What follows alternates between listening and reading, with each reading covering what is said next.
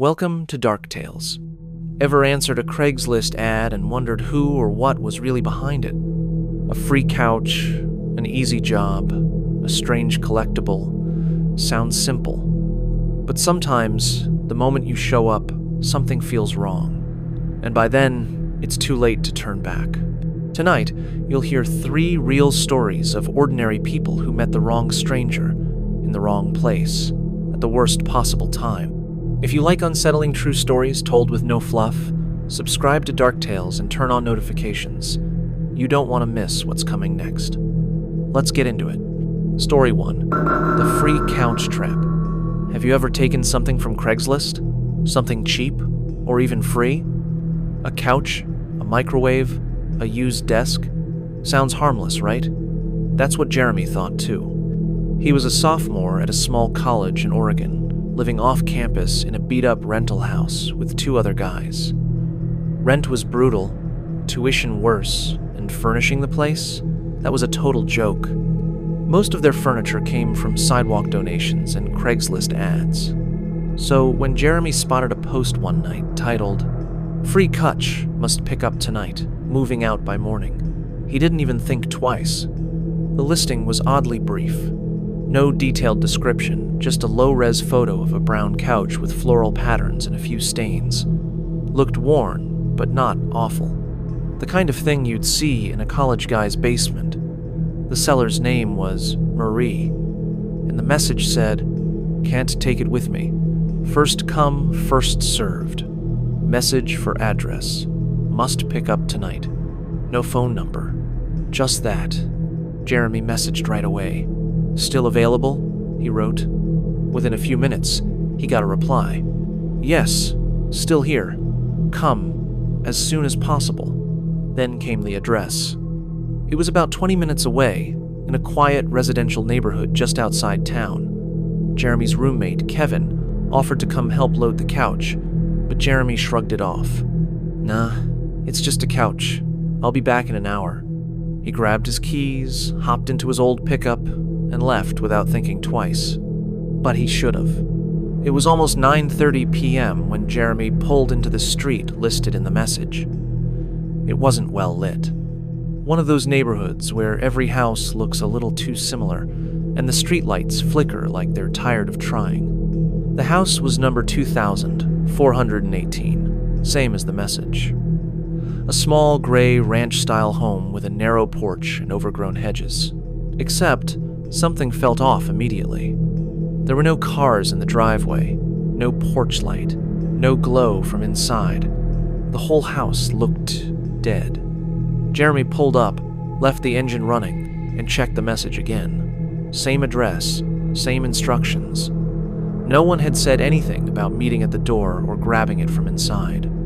But when he looked around, no couch. There was nothing on the porch, nothing by the garage, just silence.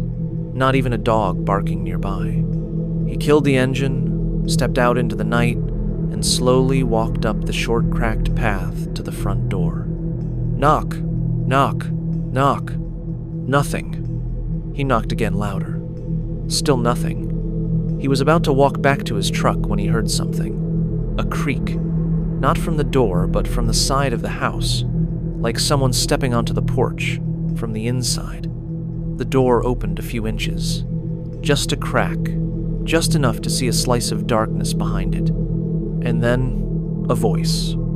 High-pitched, soft, like someone trying to imitate friendliness, but missing the mark completely. "You're here for the couch?"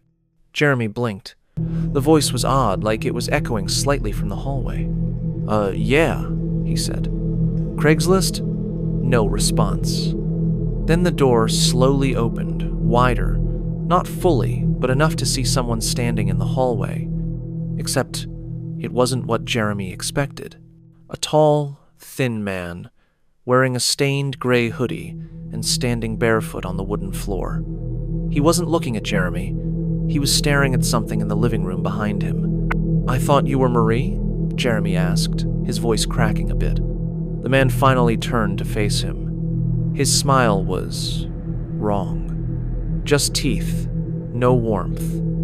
and his eyes didn't match the smile at all. "She's not here anymore," the man said slowly.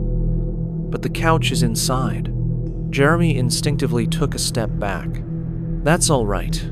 I think I got the wrong address," he mumbled. The man tilted his head. "You said you were coming. I waited for you." Jeremy turned to walk away fast. But before he got 2 steps from the porch, the man said something that made his stomach drop. "You told me you'd come alone." Jeremy didn't look back. He ran to his truck, yanked the door open, and slammed it shut. His hands shook as he jammed the key into the ignition. The headlights flicked on and lit up the front of the house again. The door was wide open now, and the man was gone. Jeremy didn't wait. He floored it. Back home, he tried to shake it off, told himself it was probably just a weird guy trying to unload furniture in the creepiest way possible. Maybe he wasn't dangerous.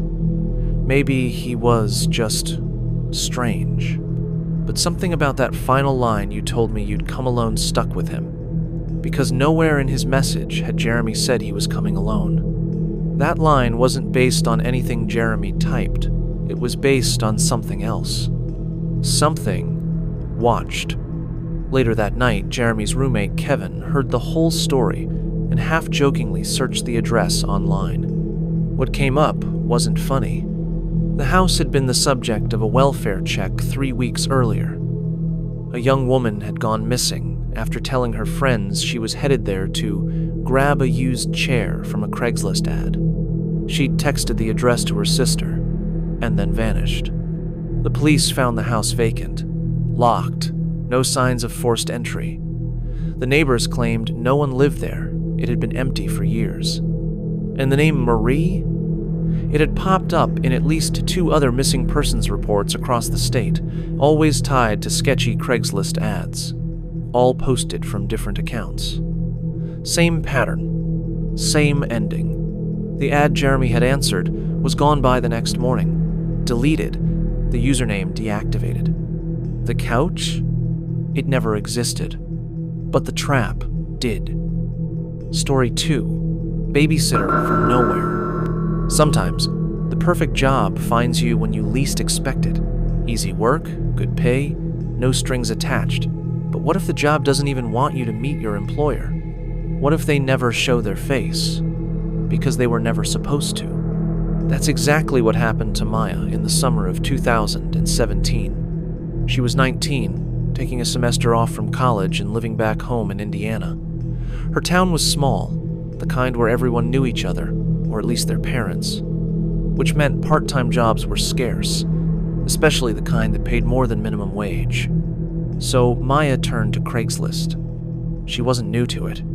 She'd used it to find a tutor once, even bought a used blender from a neighbor. But this time, she was looking under the gigs section, hoping for something short-term, flexible, and not sketchy. That's when she saw the listing. $400 for 3 nights of babysitting. Must be reliable, independent, discreet, no calls, email only. It was odd. No mention of the child's age, or even the family's name. But $400 for 3 nights? That was more than she'd make in 2 weeks at the diner. So Maya emailed, asking for more info. A reply came in within 10 minutes. No greeting, no names, just, "We travel frequently. Our daughter sleeps through the night. You will not need to feed, clean, or entertain her. Just stay overnight in case of emergency. She will not disturb you." And then the instructions. Address, 1316 Meadowview Lane. Arrive Friday, 8 p.m. Key will be under doormat. Do not bring guests. Payment will be left on the kitchen counter. No phone number, no meetup, not even a name. Maya hesitated, but she needed the money. So she said yes. Friday night rolled around. Her mom wasn't home working the night shift at the hospital. Maya packed a book, some snacks, and a charger, then drove to the address. Meadowview Lane was only 15 minutes away, but she'd never been on that side of town before. The houses were a bit older, more spaced out. Fewer lights, fewer people. She turned onto the street. There it was, 1316. A small, 2-story house with white paneling and blue shutters. It looked frozen in time. No porch light, but the curtains were drawn neatly. The lawn trimmed. It didn't look abandoned, just untouched. She parked on the curb and walked up to the door. Sure enough, the key was under the mat. No car in the driveway. No sounds from inside. Still, she took a deep breath, unlocked the door, and stepped in. The first thing she noticed was how clean the house was. Not tidy, clinically clean. No shoes by the door, no mail piled up, no dishes in the sink. Just a hollow, perfect silence. She called out softly, "Hello?" No answer. The lights were off, so she flipped on a few switches. The kitchen was spotless, counters clear, and right where they said it would be, a plain white envelope sat on the counter. Inside, $400 in cash. Crisp, new bills, no note, no receipt, just the money. Maya wandered further into the house. The hallway led to a living room with vintage decor, an old floral sofa, dusty bookshelf, and a large grandfather clock ticking softly. Everything looked untouched. She headed upstairs. 3 doors. The first was a guest room, neatly made bed, empty closet. The second was a bathroom, sparkling clean. The third? A child's room. Pink walls, small bed, stuffed animals on the shelf. A mobile hanging from the ceiling, swaying slightly, even though no windows were open. But the bed was empty. No child. She frowned and checked the closet. Empty. Maybe she's with the parents? Maya muttered to herself. But the email had said the child would be home, that she wouldn't disturb Maya. So, where was she? Maya sat downstairs for a while, watching videos on her phone. She kept expecting a knock at the door, a car pulling in, some sign that the parents were checking in. But hours passed. Midnight. Then 2 a.m. Nothing. She decided to lie on the couch and rest her eyes for a bit.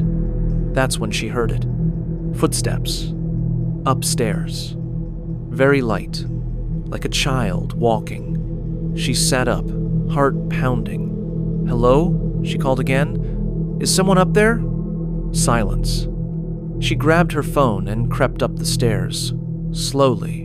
Each step creaked slightly under her weight. The hallway was empty.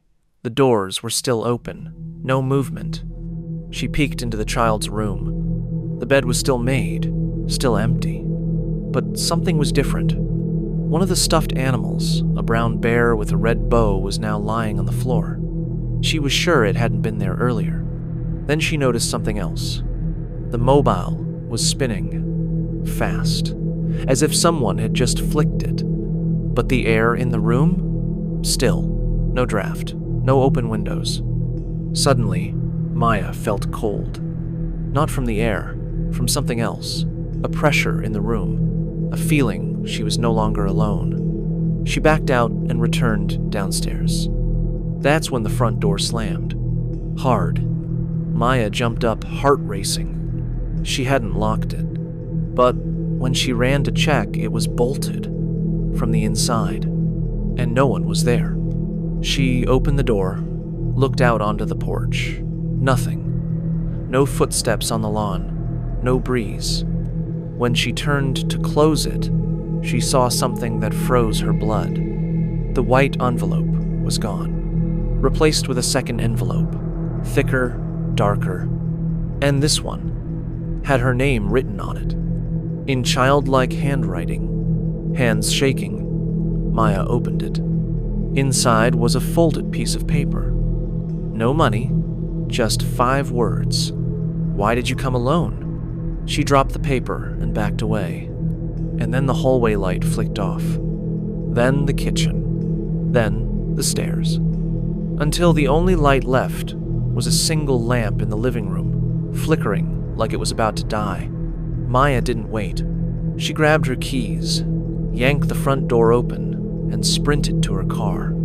She didn't even lock it behind her. Back home, she told her mom everything. They called the police. What they found was even more disturbing. The house at 1316 Meadowview, it had been foreclosed 2 years earlier. No utilities, no residents, no record of anyone using that address recently. The officer confirmed the locks were old and rusted, not recently changed. There were no signs of recent habitation. And the child's room? Empty, bare, no paint, no furniture, no sign a child had ever lived there. But when they checked the basement, which Maya had never gone into, they found something else. A stack of journals, old, moldy, and in one of them, a drawing. A young woman sitting on the couch, with eyes blacked out. The name Maya written over and over again. The officer asked, "Are you sure you were only there one night?" Because it looked like someone had known her name long before she arrived. Story 3. The Collector. Some Craigslist listings are just strange. Others are unsettling. But once in a while, you stumble on something so bizarre, so off, that it haunts you long after the tab is closed. Kyle was a 32-year-old small business owner who ran a vintage clothing boutique just outside Cleveland. His shop was quirky, filled with oddball fashion pieces, retro mannequins, and thrifted accessories from the 1960s to the early 2000s. That eccentric nostalgia vibe was his brand. He used Craigslist regularly to source things: mirrors, racks, odd furniture, and of course mannequins. The older and weirder, the better. So when he came across a post titled, "Vintage Full Body Mannequins, $25 each, must pick up in person," he was intrigued. The listing featured 6 photos of mannequins in various poses, some standing, some seated, one oddly bent backward like it was dancing or collapsing. Their faces were detailed, almost too detailed. Realistic eyes, textured skin tones, even freckles. Kyle assumed they were high-end artist models or medical dummies. At $25 a piece, it was a steal. He emailed the seller. The reply came within minutes. "Still available. Must pick up today. Cash only. Bring a truck. Address: 487 Sycamore Run. Don't be late." That was it. No name, no phone number. Still, Kyle was used to eccentric sellers, and he'd learned not to ask too many questions if the deal was good. He loaded his van and headed out. The drive took him 40 minutes into the rural outskirts. As the roads thinned and the trees grew taller, his GPS finally announced the address. Arrived at 487 Sycamore Run, except there was no house. Just a gravel driveway leading to a large barn surrounded by woods. No mailbox, no lights. But the garage door on the barn was half open, and inside, Kyle could see the vague silhouette of what looked like a mannequin standing still in the dimness. He parked and stepped out, clutching the cash envelope. The air smelled damp, earthy, old. "Hello?" he called. No answer. He approached the barn and peeked inside. Rows. Dozens of mannequins, standing shoulder to shoulder, some missing limbs, others bent at odd angles, frozen in gestures that kneeling. Their faces were all painted in different styles, some realistic, some doll-like, some blank. A few had wigs. Some wore old clothes. Others were completely bare. Kyle stepped inside. "Don't touch them." The voice came from behind him. Deep, raspy. He spun around. A tall man, maybe late 60s, with pale skin and a long gray coat. His eyes were sunken, like he hadn't slept in years. "You're here for the mannequins?" he asked. "Yeah," Kyle said, startled. "Craigslist." The man nodded once. "You can take any 6. But once they leave, they're yours.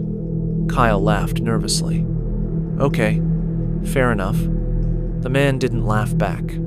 He gestured to the left side of the barn. Start there. The newer ones are toward the front. Kyle walked over, trying not to trip on the uneven floorboards. As he moved closer, he noticed something strange. The mannequin closest to him wasn't standing on a base like the others. It was leaned awkwardly against the wall, like someone had propped it up in a hurry. Its fingers weren't stiff plastic, they looked slightly curled, and its skin wasn't smooth. It had pores, small goosebumps, like actual skin. Kyle leaned in closer, squinting at the neck. There was stubble. He blinked, then backed up fast. That one real? He asked. The man didn't respond. He was looking down at the ground, slowly rocking on his heels. Kyle's gut turned. Is that a prop? Still no answer. Kyle's voice sharpened. Dude, what is this place? The man finally looked up. His face was blank, expressionless. They're not props, he said. They're preserved. The ones people throw away. The ones nobody claims. Kyle felt the hairs rise on his arms. He turned and headed for the door, but the old man stepped in front of it. Wait, he said. Let me show you something. Kyle shook his head. No thanks, I'm good. The man's voice grew softer.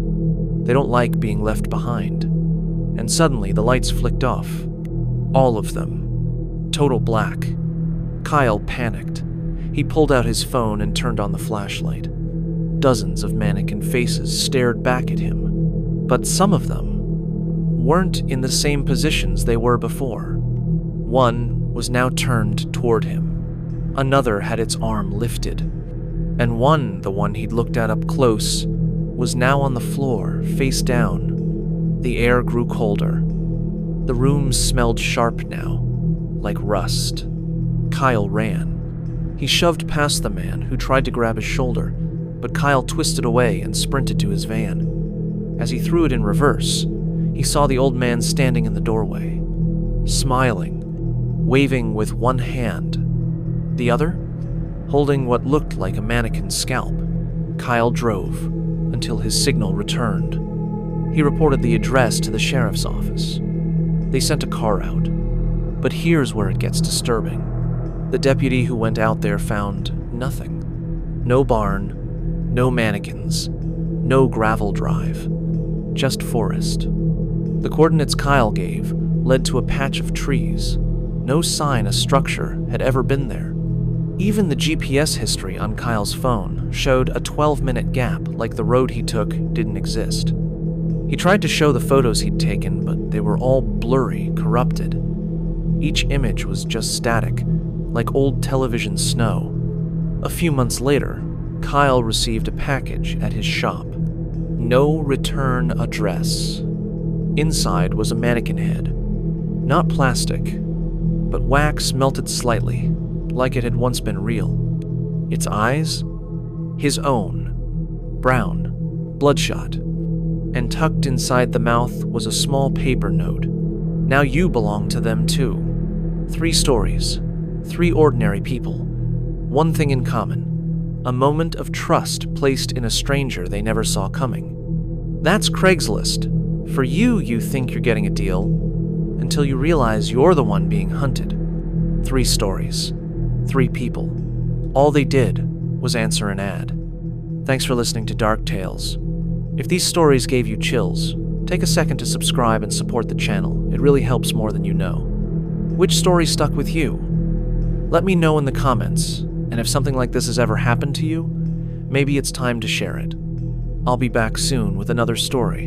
Until then, stay sharp and watch what you click.